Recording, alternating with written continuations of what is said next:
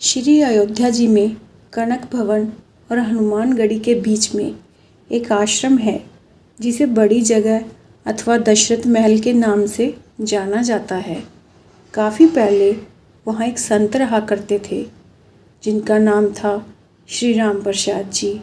उस समय अयोध्या जी में इतनी भीड़ भाड़ तो होती नहीं थी, ज़्यादा लोग नहीं आते थे। श्री राम प्रसाद जी ने ही उस समय बड़ी जगह के कर्ता धर्ता थे।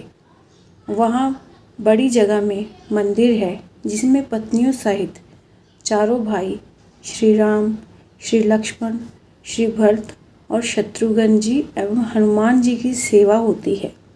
वैसे तो वहाँ पर सबके सब फक्कड़ संत थे। नित्य मंदिर में जो भी थोड़ा बहुत चढ़ावा आता था उसी से मंदिर एवं आश्रम का खर्च चला करता था। प्रतिदिन मंदिर में आने वाला सारा चढ़ावा एक सेठ को भिजवाया जाता था और उसका नाम था पलटू। उसी धन से थोड़ा बहुत जो भी राशन आता था उसी का भोग प्रसाद बनकर भगवान को लगता था और जो भी संत आश्रम में रहते थे वो खाते थे। एक बार प्रभु की ऐसी लीला हुई कि मंदिर में कुछ चढ़ावा आया ही नहीं। अब इन साधुओं के पास कुछ जोड़ा गांठा तो था नहीं, तो क्या किया जाए। कोई उपाय ना देखकर श्री राम प्रसाद जी ने दो साधुओं को पलटू सेठ के पास भेज के कहलवाया कि भैया आज तो कुछ चढ़ावा आया नहीं, अंत थोड़ा सा राशन उधार दे दो, कम से कम भगवान को भोजन तो लग ही जाए। पलटू सेठ ने जब ये सुना तो उसने ये कहकर मना कर दिया कि मेरा और महंत जी का लेना देना तो नगद का है, मैं उधार में कुछ नहीं दे पाऊँगा। श्री राम प्रसाद जी को जब ये पता चला तो जैसी भगवान की इच्छा कहकर उन्होंने भगवान को उस दिन जल का ही भोग लगा दिया। सारे साधु भी जल पीकर ही रह गए।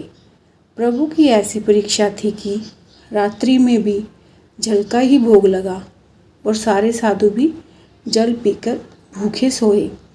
वहाँ मंदिर में नियम था कि शयन कराते समय भगवान को एक बड़ा सुंदर पीताम्बर ओढ़ाया जाता था तथा शयन आरती के बाद श्री राम प्रसाद जी नित्य करीब 1 घंटा बैठकर भगवान को भजन सुनाते थे। पूरे दिन के भूखे राम प्रसाद जी बैठे भजन गाते रहे और नियम पूरा करके सोने चले गए। धीरे धीरे करके रात बीतने लगी। करीब आधी रात को सेठ पलटू के घर का दरवाज़ा किसी ने खटखटाया। वो सेठ घबरा गया कि इतनी रात को कौन आ गया है। जब आवाज़ सुनी तो पता चला कुछ बच्चे दरवाजे पर शोर मचा रहे हैं। अरे पलटू, पलटू सेठ, अरे दरवाज़ा खोल। उसने हड़बड़ाकर खींचते हुए दरवाज़ा खोला। सोचा कि ज़रूर ये बच्चे शरारत कर रहे होंगे, अभी इनकी अच्छे से डांट लगाऊंगा। जब उसने दरवाज़ा खोला तो देखता है कि 4 लड़के जिनकी अवस्था 12 बरस से भी कम ही होगी एक पीताम्बर ओढ़कर खड़े हैं। वे चारों लड़के एक ही पीताम्बर ओढ़े थे। उनकी छवि इतनी मोहक थी, ऐसी लुभावनी थी कि ना चाहते हुए भी पलटू का सारा क्रोध प्रेम में परिवर्तित हो गया और वह आश्चर्य से पूछने लगा, बच्चों तुम कौन हो और इतनी रात को क्यों शोर मचा रहे हो। बिना कुछ कहे बच्चे घर में घुस आए और बोले, हमें राम प्रसाद बाबा ने भेजा है। ये जो पीताम्बर हम ओढ़े हैं इसका कोना खोलो, इसमें 1600 रुपये हैं, निकालो और गिनो। ये वो समय था जब आना और पैसा चलता था।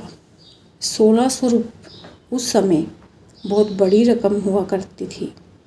जल्दी जल्दी पलटू ने उस पीताम्बर का कोना खोला तो उसमें सचमुच चांदी के 1600 सिक्के निकले। प्रश्न भरी दृष्टि से पलटू बनिया उन बच्चों को देखने लगा। तब बच्चों ने कहा, इन पैसों का राशन कल सुबह आश्रम भिजवा देना। अब पलटू सेठ को थोड़ी शर्म आई। हाय, आज मैंने राशन नहीं दिया। लगता है महंत जी नाराज हो गए, इसीलिए रात में ही इतने सारे पैसे भिजवा दिए। पश्चाताप, संकोच और प्रेम के साथ उसने हाथ जोड़कर कहा, बच्चों, मेरी पूरी दुकान भी उठाकर मैं महंत जी को दे दूंगा तो भी ये पैसे ज़्यादा ही बैठेंगे। इतने मूल्य का सामान देते देते तो मुझे पता नहीं कितना समय लग जाएगा। बच्चों ने कहा, ठीक है, आप एक साथ मत दीजिए, थोड़ा थोड़ा करके अब से नित्य ही सुबह सुबह आश्रम भिजवा दिया कीजिए। आज के बाद कभी भी राशन के लिए मना मत कीजिएगा। पलटू सेठ तो मारे शर्म की ज़मीन में गड़ा जाए। वो फिर हाथ जोड़कर बोला, जैसी महंत जी की आज्ञा। इतना कह सुन के वो बच्चे चले गए, लेकिन जाते जाते पलटू सेठ का मन भी ले गए। इधर सवेरे सवेरे मंगला आरती के लिए जब पुजारी जी ने मंदिर के पट खोले तो देखा भगवान का पीताम्बर गायब है। उन्होंने ये बात राम प्रसाद जी को बताई और सबको लगा कि कोई रात में पीताम्बर चुरा के ले गया। जब थोड़ा दिन चढ़ा तो गाड़ी में ढेर सारा सामान लदवा के कृतज्ञता के साथ हाथ जोड़े हुए पलटू सेठ आया और सीधा राम प्रसाद के चरणों में गिरकर क्षमा मांगने लगा। राम प्रसाद जी को तो कुछ पता नहीं था। वे पूछे, क्या हुआ? अरे किस बात की माफ़ी मांग रहा है? पर पलटू सेठ उठे ही ना और कहे, महाराज, रात में पैसे भिजवाने की क्या आवश्यकता थी? मैं कान पकड़ता हूँ। आज के बाद कभी भी राशन के लिए मना नहीं करूँगा। और ये रहा आपका पीताम्बर। वो बच्चे मेरे यहाँ ही छोड़ गए थे। बड़े प्यारे बच्चे थे। इतनी रात को बेचारे पैसे लेकर आ भी गए। आप बुरा ना माने तो मैं एक बार उन बालकों को फिर से देखना चाहता हूँ। जब राम प्रसाद जी ने वो पीताम्बर देखा तो पता चला ये तो हमारे मंदिर का ही है जो गायब हो गया था। अब वो पूछे कि ये तुम्हारे पास कैसे आया? तब उस सेठ ने रात वाली पूरी घटना सुनाई। अब तो राम प्रसाद जी भागे जल्दी से और सीधा मंदिर जाकर भगवान के पैरों को पकड़कर रोने लगे कि हे भगवान, मेरे कारण आपको आधी रात में इतना कष्ट उठाना पड़ा और कष्ट उठाया सो उठाया। मैंने जीवन भर आपकी सेवा की, मुझे तो दर्शन ना हुआ और इस सेठ को आधी रात में दर्शन देने पहुंच गए। जब पलटू सेठ को पूरी बात पता चली तो उसका हृदय भी धक से होके रह गया कि जिन्हें मैं साधारण बालक समझ बैठा वे तो त्रिभुवन के नाथ थे। अरे मैं तो चरण भी न छू पाया। अब तो वे दोनों ही लोग बैठकर रोए। इसके बाद कभी भी आश्रम में राशन की कमी नहीं हुई। आज तक वहाँ संत सेवा होती आ रही है। इस घटना के बाद ही पलटू सेठ को वैराग्य हो गया और यह पलटू सेठ ही बाद में श्री पलटू दास जी के नाम से विख्यात हुए। श्री राम प्रसाद जी की व्याकुलता उस दिन हर क्षण के साथ बढ़ती ही जाए और रात में क्षण के समय जब वे भजन गाने बैठते मूर्छित होकर गिर गए।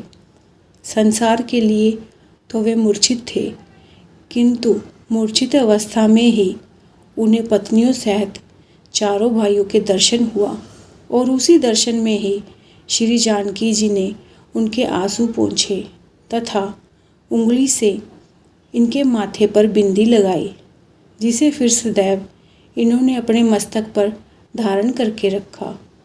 उसी के बाद में इनके आश्रम में बिंदी वाले तिलक का प्रचलन हुआ। वास्तव में प्रभु चाहे तो ये अभाव, ये कष्ट भक्तों के जीवन में कभी ना आए, परंतु प्रभु जानबूझकर इन्हें भेजते हैं ताकि इनकी लीलाओं के माध्यम से ही जो अविश्वासी जीव हैं वे सतर्क हो जाएं, उनके हृदय में विश्वास भी उत्पन्न हो सके। जैसे प्रभु ने आकर उनके कष्ट का निवारण किया, ऐसे ही हमारा भी करे।